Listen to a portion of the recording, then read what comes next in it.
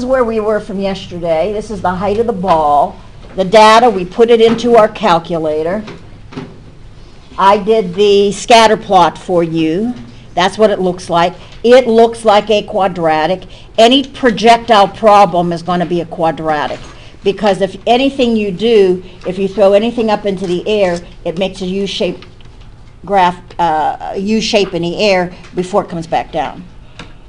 So any time you throw something, it's going to kind of it's going to have a maximum height and then come back down. So it goes up, comes back down, unless you throw it straight, and I don't know of any of us who can throw it perfectly straight.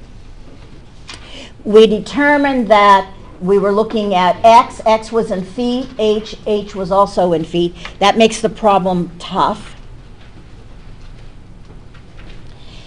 And then using a graphing utility, as our graphing calculator, find a quadratic function. We had to take it to 3 places, and I've got to change that in my note master. And then this was the model that I found. So this is my model. And many of you on the regression worksheet had problems in that you begin to think that whenever we're looking at the slope, and when I say what's the slope of the model, then you go in and you pick 2 points and you find the slope. Once the word model is mentioned, that's what you find on your calculator. The calculator determines what the model is. Once you have the formula, everything comes off of the formula. There are going to be times we're going to do something called average rate of change and some of the rest of it. That demands 2 points. But at which point, which is the word model, is what you got from your calculator. Okay, so that's the model, and I'm going to bring the second page down and then keep my model at the top, because that's the guy I'm going to be using to answer the rest of the questions. Use the function found in part B, that's my model, above to determine how far the ball traveled before it reached a maximum height. Now, the word maximum, when I'm dealing with a quadratic, will always scream which word? Maximum means vertex.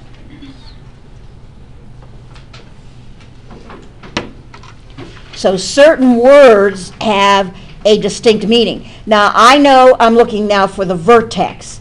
The question ends up being, am I looking for the x-coordinate of the vertex or the y-coordinate of the vertex? It says, how far will the ball travel? We're looking at distance traveled. So distance traveled is going to be the x-coordinate of the vertex. Because if it says how high, that's the y. Distance traveled is the x. Most of the time, the beauty of these problems usually is that you're looking either at the x or the y, and they've got different units. So it would say how many seconds or how many feet. One is in seconds, one is in feet, and then you know which one you're looking for. But in this particular instance, it is unfortunate that both are in feet. So then I have to make sure which one represents which thing. But anytime you're mentioning height, that's got to be the y value. Distance traveled then becomes x. So now I'm looking for the x-coordinate of the vertex, which we know is minus b over 2a, which tells you, if you do not remember this formula, what will happen to you on the test. Basically you will lose a lot of points, right? So this is minus b, which is minus 1.032 over 2 times a, which is negative 0.004.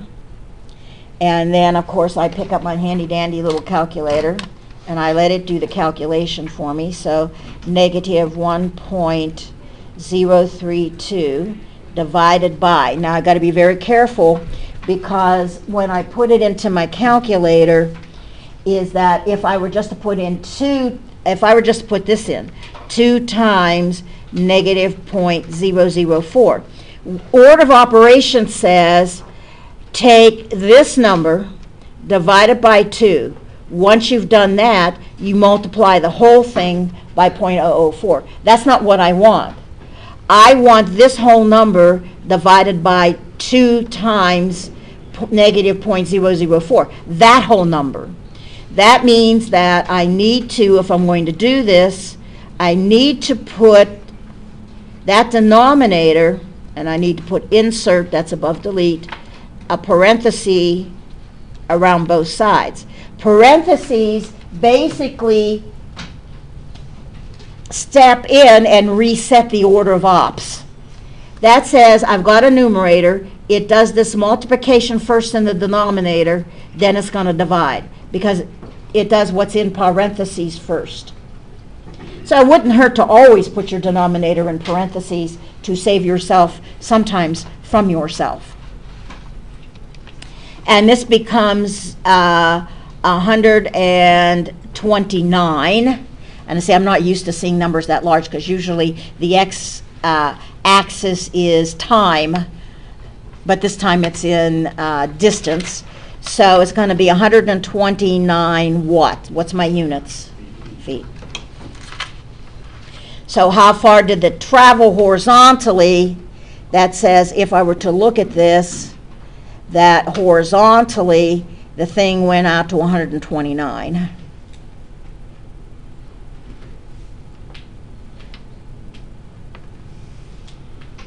From 0. And it says use the function found to find the maximum. We now know the maximum means what? Vertex. And the height means y. So now I'm looking for the y-coordinate of the vertex, which in our model is h.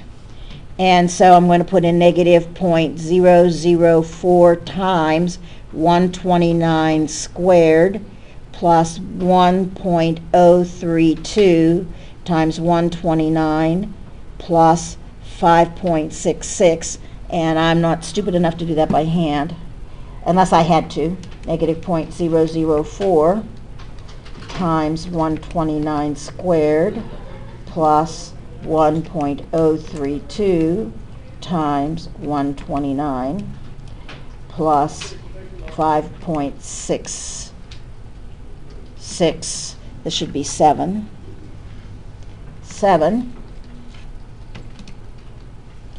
And it's 72.231.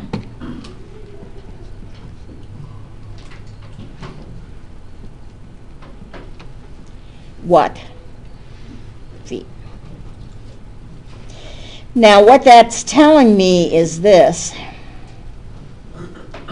At 129, and this is 72.2. I'm going to just make it 72.2. That's my maximum. Oh, I'm sorry. Thank you. That's my maximum. So that means this is essentially what I'm looking at.